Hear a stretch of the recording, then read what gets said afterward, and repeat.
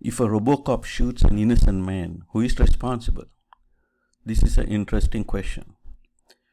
Let us say you are walking down the street and you see this. There are two Robocops and another one here, like a SWAT team, Robo SWAT team kind of situation.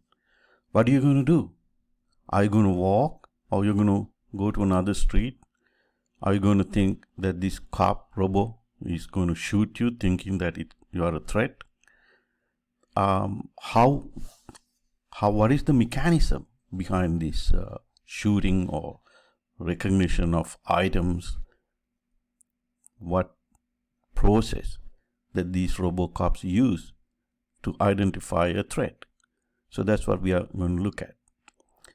So in computer vision, this Robo has to create a image like this. You have a car, truck, person, traffic. So this type of image has to be created. So how would the Robocop or the computer image system knows that this is a traffic light? How does it know? It doesn't know. How does it know it's a car? How does it know it's a person? For instance, this person is aiming a gun, and if someone like this, that's a threat. This person is a threat too, but less of a threat. How does the Robo or the computer vision system knows these things? It doesn't know.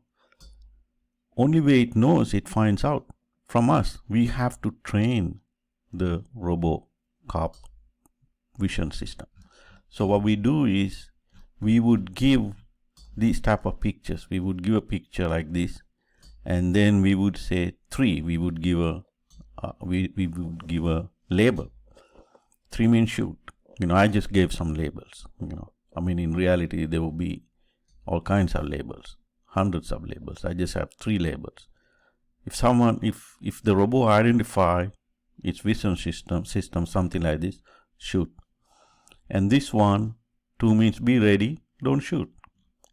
And this one, this image, it says there's no means, no threat, and we gave 1. Now we need to train the Robo with all possible objects and people that could encounter in the street. Where it goes, there are umbrellas. We have to put an umbrella in, a lot of umbrellas in there, in images, and give it as a non-threat situation. And there are walking sticks, and there are children. All these possible images has to be given to the computer vision system. The deep neural network that is providing computer vision to the robots has to be trained. So it has to be trained with all the possible. Now if you look at this picture, it has to be trained with buses, cars, people walking away, and the depth perception. All these has to be trained. The buildings, everything has to be trained. Images has to be given, and some kind of a label has to be given. And then once you have all these labels given, and then it will be able to create image like this. Once you have image like this, then we have to train for the action. So this is the creation of the image. Once you have image, then you need to have action. Action could be many actions. Could be just have actions, walk away.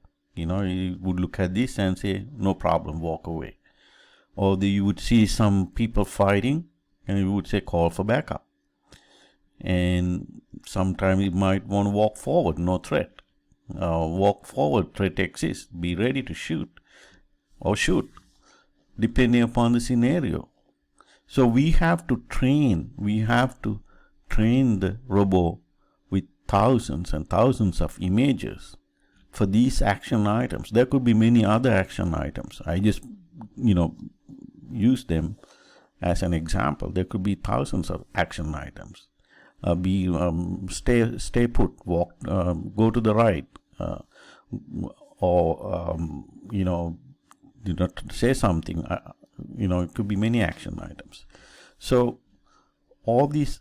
So the first step is to create this image, and then come up with an action based on this image. So all this has to be provided. The neural network has to be trained. Now the question is, accident happens. Let's say the robot shoots a man with a cell phone.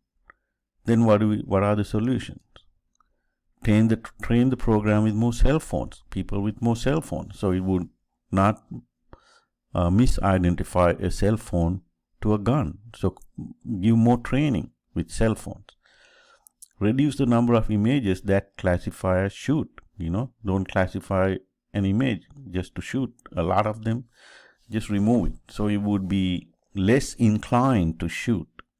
So these are the things that you could change in your training set to create a less shooting type of scenario. And who is responsible? I don't know. The computer firm, the city that accepts the computer program that runs the robot. That part I don't know. That's up to the lawsuit. I mean, the legal system to decide. And if the computer firm did not do a good job, they could look at the training data and see that their work is not that good, then they are responsible. It depends upon the situation. Thanks a lot for listening.